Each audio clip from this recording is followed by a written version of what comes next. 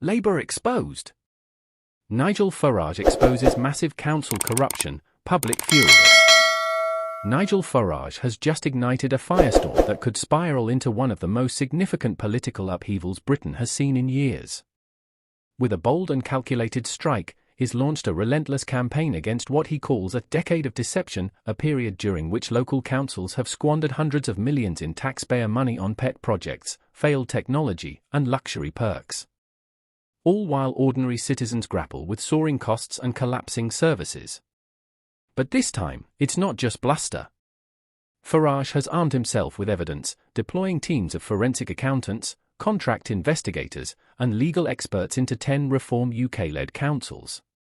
What they've uncovered is already shaking the political establishment to its core.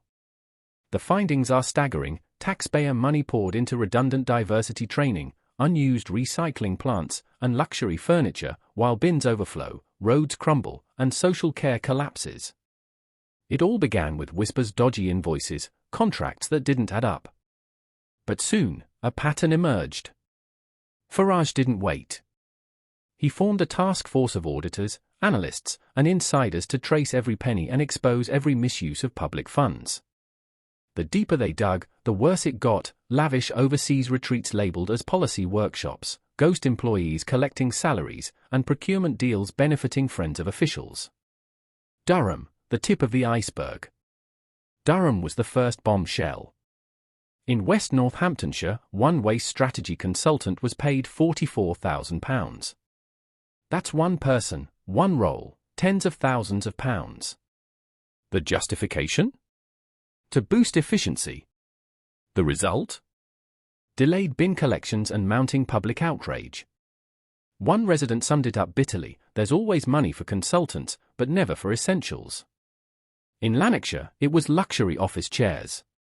A 4-year contract worth over £500,000 was signed for ergonomic furniture, while local schools pleaded for repairs and care homes faced brutal budget cuts. Reform UK investigators now believe the deal involved inflated prices and no competitive bidding, buried deep in opaque procurement records they're still trying to unearth. Northamptonshire's vape scandal. In Northamptonshire, £1.1 million was earmarked for free vapes to help residents quit smoking. A noble health goal in theory, but where is the data? Where are the results? According to Farage's team, almost no performance metrics were collected. Worse still, the supplier had pre-existing ties to the council, raising alarms about favouritism or backroom deals.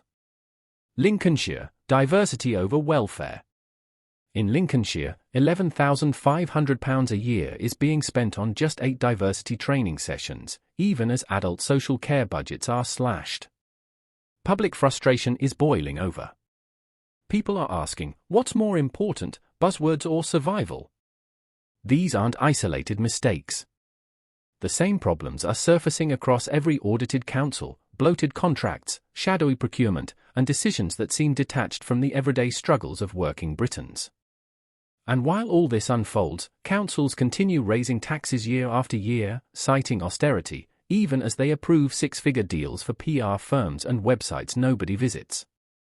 Censorship and bureaucratic obfuscation. When questioned, councils obfuscate. Public meetings are awash in jargon. Councillors speak in circles. Citizens are ignored or shut down.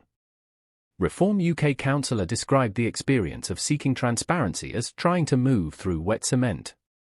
In Derbyshire, the paper trail led investigators to a £150 million state-of-the-art recycling plant, once touted as the future of Britain's green economy.